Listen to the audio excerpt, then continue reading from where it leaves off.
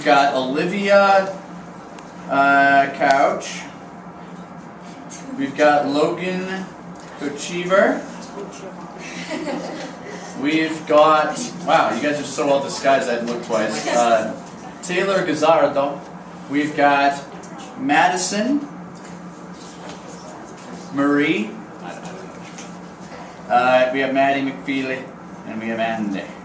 Peerson. And your scene is 2-3, of course. Okay, I'm going to be playing Sir Andrew. I'm going to be playing Sir Toby. I'm going to be playing Best of the Fool. I'm going to be playing Maria. And I'm going to be playing Rogelio. Okay.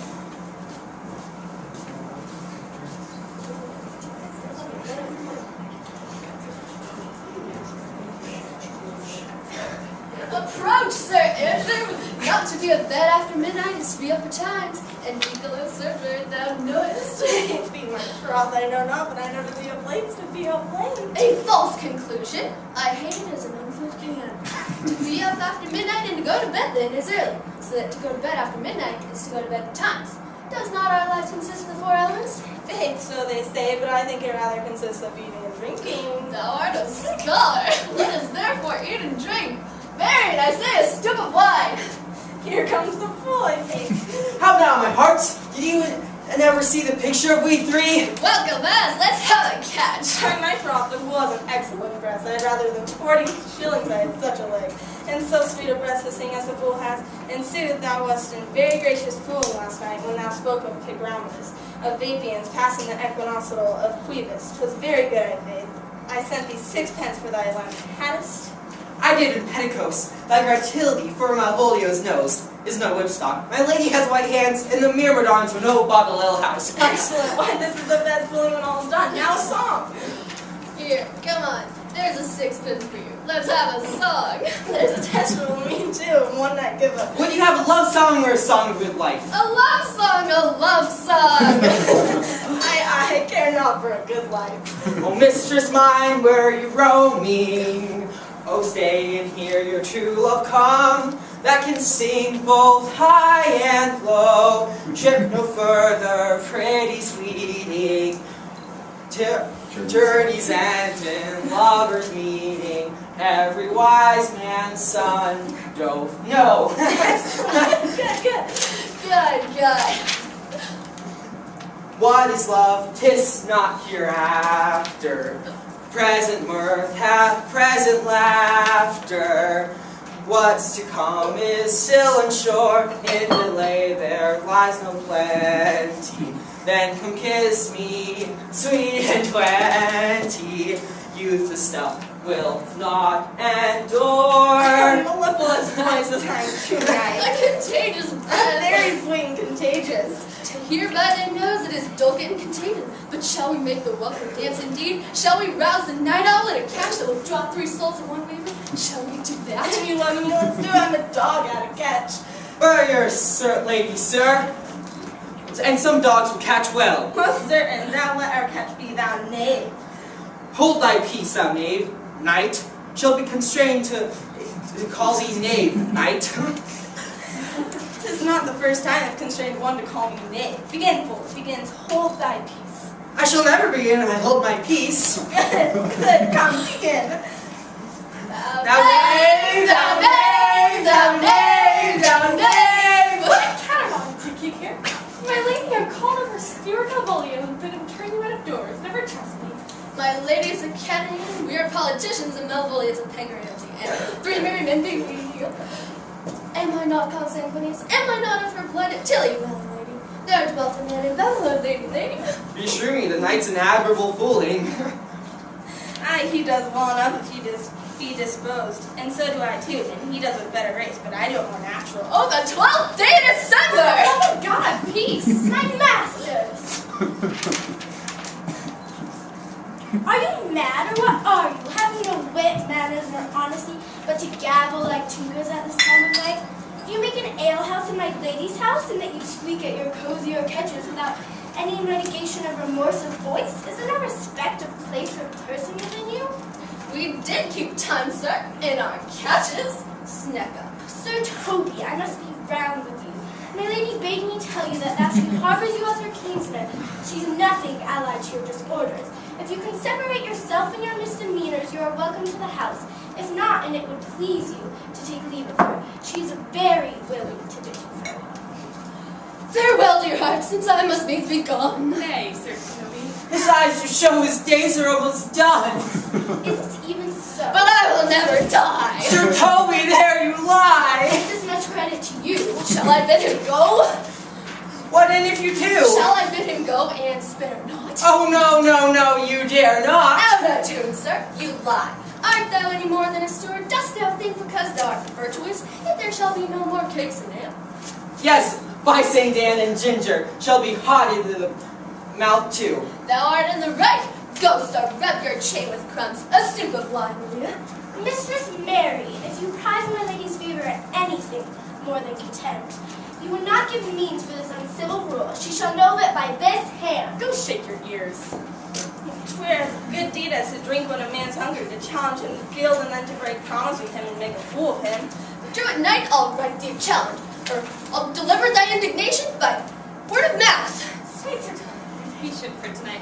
Since the youth of the Count's was today with my lady, she is much out of quiet. Remember your Malvolio, let me alone. If I do not gull him into a nayward and make him a common recreation, do not think I have a wit enough to lie straight in my bed. I know I can do it. Possess, tell us something of him. Marry, sir, sometimes he's a kind of Puritan. Oh, if I thought that, I'd beat him like a dog. Why, for being a Puritan? Exquisite reason, dear knight. I have no exquisite reason for it, but I have good reason enough.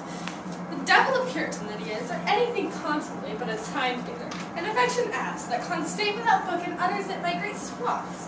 The best persuaded of himself, so crammed as he thinks with excellencies, that it is his grounds of faith that all that look on him love him. It is in that vice that wise revenge will find cause to work. What wilt thou do?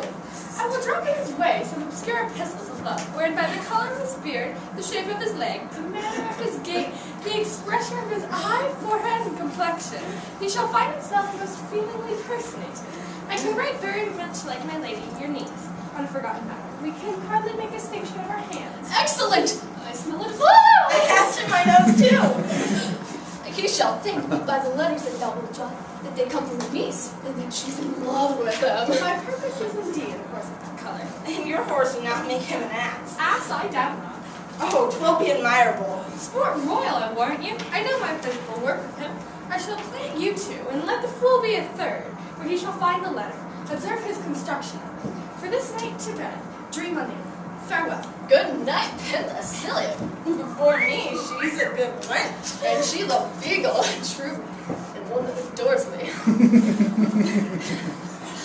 I was adored once, too. Let's to bed, knight. Thou hast sinned for more money. If I cannot recover your knees, I'm a foul way out. Sin for money, knight, if thou hast her not in the end.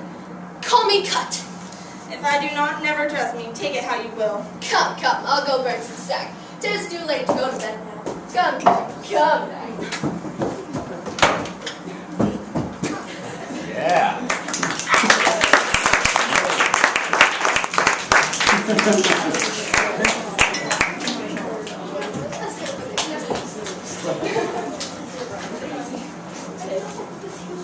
I was behind you.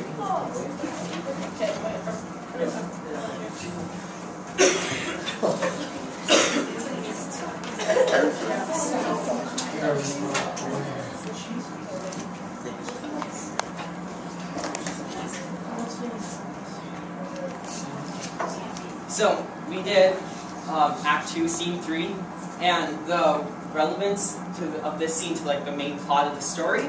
It doesn't actually have much to do with the main plot, but it's the beginning where they devise the plan of the subplot to send a note to Malvolio and to trick him, and that's how he ends up in jail. And it's kind of like a scene where the audience can get away from the drama of the love triangle of Viola and Olivia, and so it's to humor the audience and give them something else to like be intrigued with, and that's the relevance of the plot. The atmosphere it's crazy. I mean, Toby and Andrew are drunk, but it gets kind of gloomy once Malvolio walks in because he's kind of disrespecting their time and they're just having fun and he's ruining it. So it gets kind of tense then, but still a fun scene. Okay, so the main themes that I thought of in this scene were that folly, obviously, and deceiving Malvolio. So folly you can see as they're all drunk, and well, that just creates a lot of problems for them. But it adds to the comedic atmosphere of the play, and it creates a subplot of tricking Malvolio, which in a way is folly itself because they're playing a prank on him.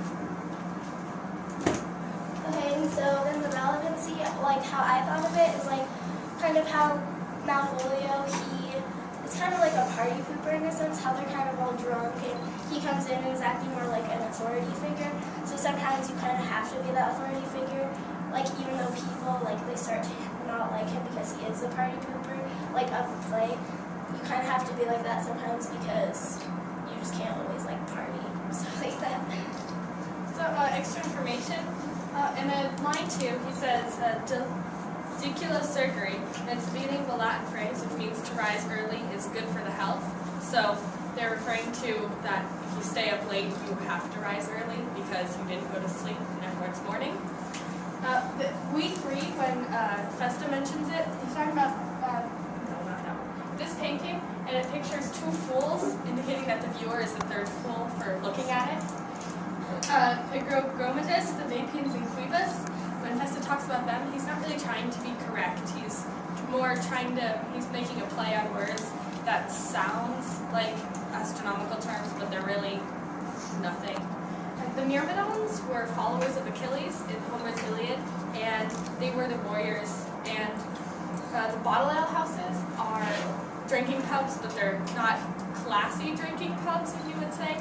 They're lower down and maybe dirty and stuff. So he's saying that the followers of Achilles, the Myrmidons, are not dirty. They're high up in class, and they do what they're told. The Welkin dance the Welkins are the heavens. So when Toby talks about the Welkin dance, he's talking about dancing and playing the music loud enough to raise the heavens, across the heavens. Just be loud, and he's drunk, so he doesn't really know what he's talking about. The Cadians are from Cathay, which is another name for China, or they are like annoying, kind of boisterous people. So, and then Pegaramsey is a popular song, and so when Toby is being sarcastic, he says Olivia is a Cadian and Malvolio is a Pegaramsey. He's being ironic because Olivia is not really loud and boisterous or Chinese, and Malvolio is not popular at all. He is the opposite of popular. And Saint Anne is the mother of the Virgin Mary. Penthesilea, which was what they called Maria, she was the leader of the Amazon warriors, which are fierce warrior tribe made up of entirely women.